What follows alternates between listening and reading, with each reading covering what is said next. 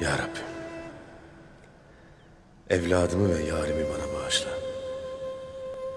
Neslimi senin yolundan ayırma. Bize kudret ihsan eyle.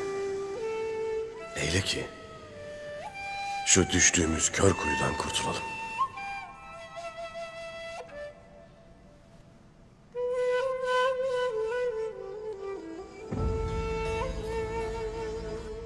Ertuğrul'la Alplerinin attığı her adımı takip edeceksiniz. Ya diğer kaya alpleri? Onları kendi safınıza çekmeye çalışın.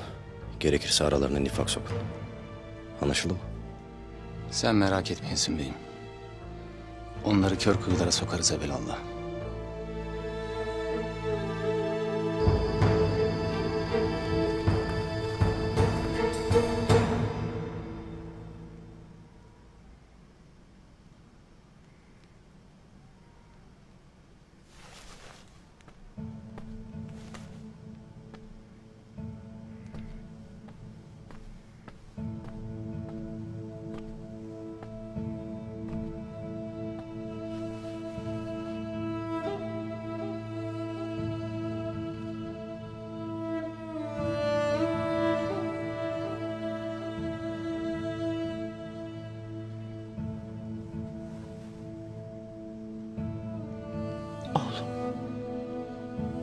Dayım bu yemeği senin için veriyor.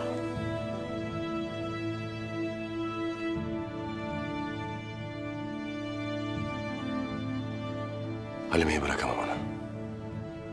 Gözlerini açtığında ilk beni görsün isterim. Bana kırgın mısın oğul? Babanın vazifesini senden alıp Tuğtekin'e verdim diye bana gönül koymuşluğun var mıdır? Öldüğümü sanırdınız ana. Hal böyleyken aldığınız karar doğrudur. Lakin şimdi gördüğünüz gibi kanlı canlı karşınızdayım. O yüzden verdiğiniz kararın hiçbir hükmü yoktur benim gözümde. Bilirim. Dayımın yaptığı bunca iyilikten sonra ters düşmek istemezsin onunla. İkinizin verdiği kararı bozup sıkıntısını omuzlarına yüklemek istemem. Nasıl olacak oğul? Bırakalım toyda kararı iki obanın beyleri versinler. Ben toyda tüm bildiğim doğruları anlatayım. Anlatayım ki ne olduğunu, düşmanımızla nasıl vuruşacağımızı herkes iyice bellesin. Sonra da beyler kendi kaderlerini oylasınlar.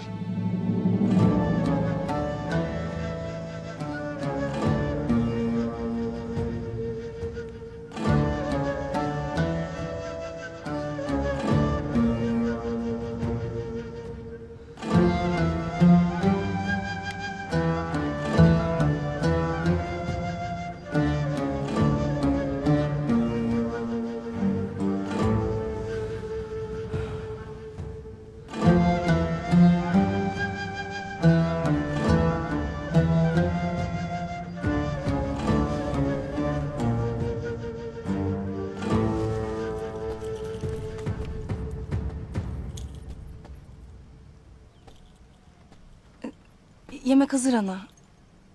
Seni beklerler. Bir isteğin var mıdır? Yok kızım.